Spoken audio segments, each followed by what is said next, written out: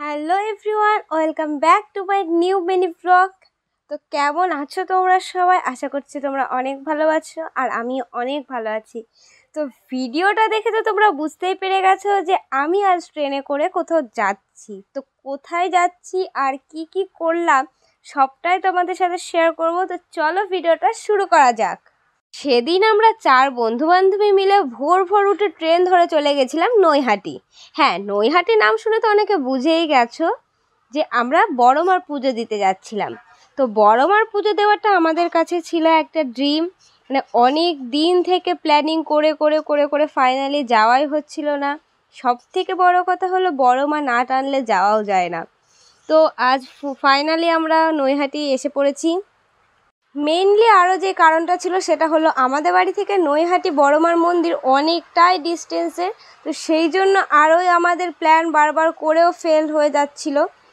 আর এদিক থেকে সোদপুর থেকে চলে এসেছিল বর্ষা, ওকেও আমরা ডেকে নিয়েছিলাম। তো সবাই মিলে একসাথে নৈহাটি স্টেশন থেকে বেরিয়ে পড়েছিলাম মায়ের মন্দিরের উদ্দেশ্যে। আর এই যে দেখো এই সাইডে এটা হচ্ছে মায়ের মন্দির, আর আমরা তার সামনে একটা দোকান থেকে ডালাগুলো কিনে নেব, আমাদের প্রত্যেকের পুজোর ডালা। তো আমরা দোকানের ভিতরে ঢুকে ডালা তো কিনলাম, তার সাথে একটু রেস্টও নিয়ে নিচ্ছিলাম, বিকজ অনেকটা জার্নি করে এসেছি গরমের মধ্যে, তো আমরা হাঁপিয়েই উঠেছিলাম। তো যাই হোক, ডালা টালা কিনে নিয়ে আমরা বেরোবো, তারপর একটু বসে হাওয়া খাচ্ছিলাম আর কি। তো আমাদের রেস্ট নিতে নিতে এই দোকানের কাকুটা আমাদের প্রত্যেকের ডালাগুলো সাজিয়ে দিল, আর আমরা প্রত্যেকেই দুটো করে ডালা নিয়ে এবার এগোবো লাইন দিতে। বাপরে বাপ, সে কি লাইন! তো হাঁটতে হাঁটতে লাইন পেলাম লাস্ট পর্যন্ত, নৈহাটি গঙ্গার ঘাটের লাস্ট ঘাটের আগে আমরা লাইন পেলাম। তো এ যা লাইন, বাবারে বাবা! আমাদের 4 জনের মধ্যে কেউই আনেনি ছাতা।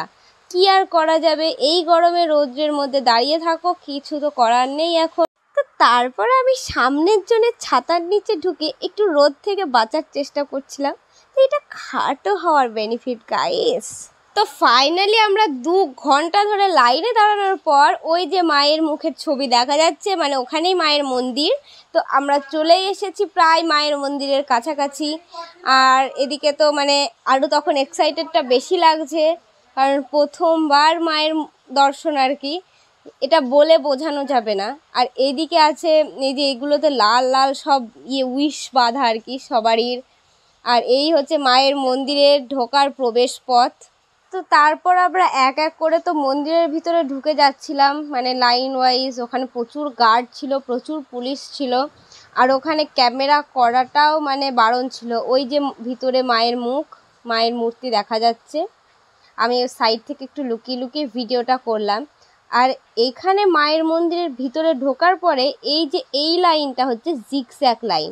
এটা আমার ভীষণ ভালো লাগলো, কারণ ভিতরে মানে কোনো গ্যাদারিং নেই, এই জিগজ্যাগভাবেই সবাইকে এক এক করে লাইন দিয়ে মায়ের মন্দিরের ভিতরে ঢুকে পুজো দিতে হবে।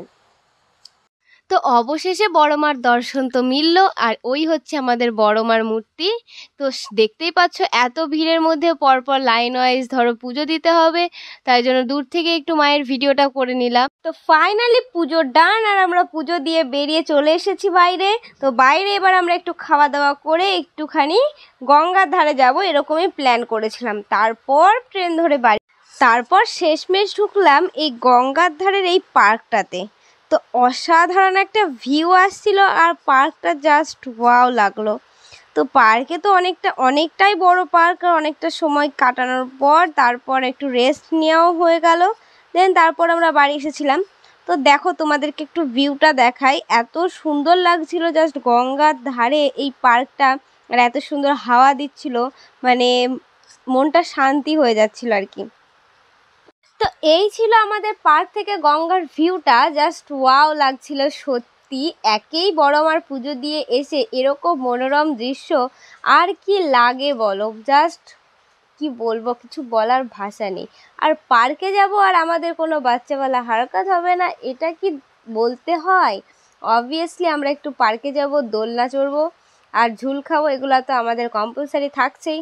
আর সব থেকে বড় কথা হলো আমরা কোথাও যাব সুন্দর লোকেশানে, আর সেখানে ছবি তুলবো না, ভিডিও বানাবো না, সেটা তো হতেই পারে না। তাই আর বাড়ি আসতে আসতে দেখো আকাশে কি ঘন মেঘ করেছে।